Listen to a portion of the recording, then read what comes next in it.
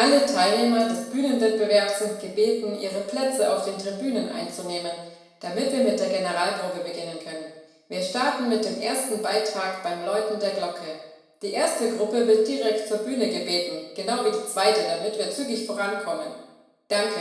Die Ansage wurde wiederholt und das Stimmengewirr in der Halle wurde lauter. Lautes Lachen zog einige Aufmerksamkeit auf sich, doch Adea sah Shani nur an und schüttelte den Kopf. Unser Auftritt beginnt schon jetzt. Die Blicke sollen uns folgen und keinem anderen. Shanis Gesicht strahlte nur noch mehr. Das bekomme ich hin. Die drei jungen Frauen ließen ihre inneren Feuer leuchten, so dass es aussah, als leuchtete ihre Haut. Betont langsam schritten sie zu dem Block, der den Feuranern zugeteilt war. Ein Raunen folgte ihrem Weg, und die drei verteilten heiße und kecke Blicke.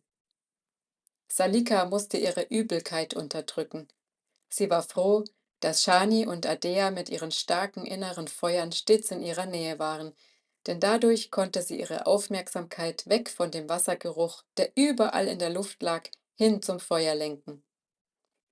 Auch ihr inneres Feuer flackerte unruhig, was sie auch mit kontrollierter Atmung nicht beruhigen konnte. Sie versuchte, sich zu konzentrieren.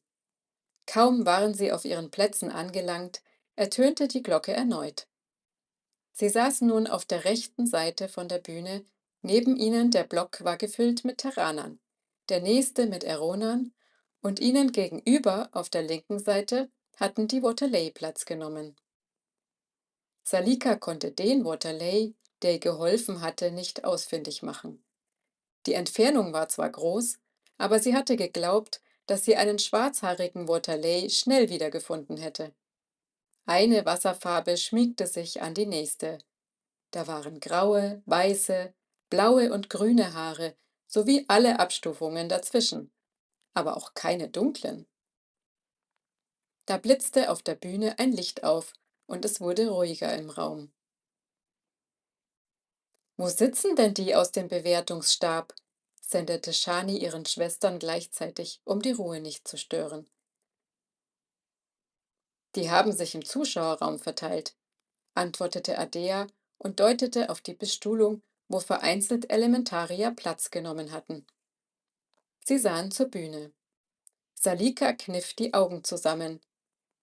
War er das? Sie standen zu dritt auf der Bühne, und der mittlere mit dem dunklen Haar gab mit einem Kopfnicken den Einsatz. Sie hatten sich ganz in Schwarz gekleidet, lange Hose und Hemden ohne Ärmel, die sie nur bis zur Brust zugeknöpft hatten. Shani wurde rot und sah Salika an. »Ist das nicht dein Sch?« Adea sah sie böse an. Shani zog beschämt den Kopf ein, während Salika ihn reckte. Solche Instrumente hatte sie noch nie gesehen. Sie schimmerten und glänzten, als seien sie aus Glas. Von links nach rechts sahen sie aus wie eine große Metallschüssel mit mehreren kleinen außen herum, eine Geige und eine Querflöte. Die drei Jungs tanzten ein paar Schritte, was einen rhythmischen Takt vorgab, und fingen beim Tanzen an zu spielen. Solche klaren Töne hatte Salika noch nie gehört, obwohl sie immer gedacht hatte, die Eroner wären die mit den klaren Tönen. Doch diese seltsamen Instrumente brachten einen schwebenden Klang mit sich, der sie alle in andere Sphären hob.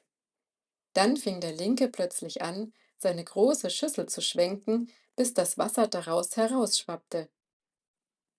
Er schmiss das Wasser in einem Bogen in die Luft, dass es auf die Geige des Mittleren platschte, der die Geige kippte, sich in die Hocke setzte und das Instrument auf sein Knie stellte. Der Linke ließ noch eine Wasserladung in hohem Bogen zum Rechten fliegen, der sie komplett in seine Flöte aufsaugte und den Klang damit komplett veränderte. Der Mittlere spielte die Geige nun wie einen Kontrabass, doch ließ er sie von rechts nach links und von links nach rechts schaukeln, so dass eine verzerrte Schwingung der Töne entstand. War auch Wasser in die Geige gelangt? Salika war völlig in ihren Bann. Das war komplett neu für sie, und dann fingen sie auch noch an, wunderschön zu singen. Als die Töne verklungen waren, hielten alle Elementarier noch inne, bevor sie applaudierten. Adea nickte anerkennend. Die haben's echt drauf. Die folgenden Beiträge waren sicherlich auch gut, doch einen großen Erona-Chor oder ein Orchester, einen Kreistanz der Terraner hatten die drei Schwestern schon zu Genüge gesehen.